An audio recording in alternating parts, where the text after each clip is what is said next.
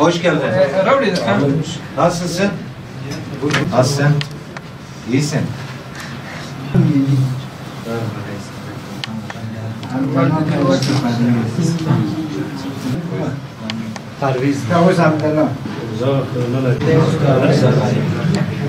Yolla bu da senin bayramlığı.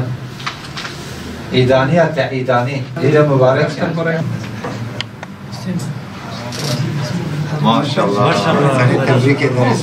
Mübarek olsun. Hadi Allah'ım.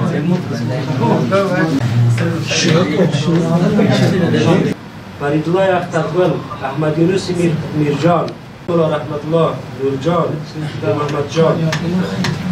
Nurcan Mehmetcan değil.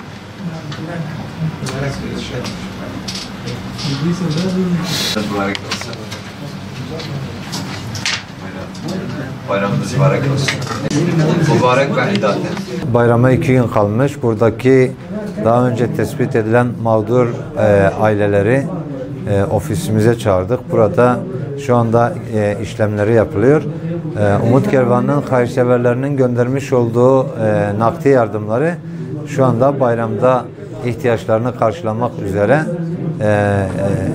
ihtiyaç sahiplerine, aynı zamanda yetim ailelerine dağıtacaklar inşallah. 200 yetim aileye ve 161 tane de mağdur aileye aile başı $50 olmak üzere şu anda yardımlar dağıtılıyor. İnşallah bu yardımlar da bayramda ihtiyaçlarını karşılayacaklar.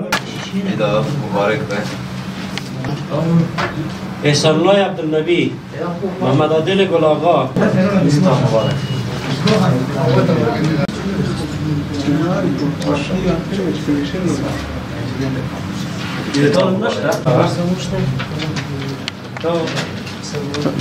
Welcome to Kendall.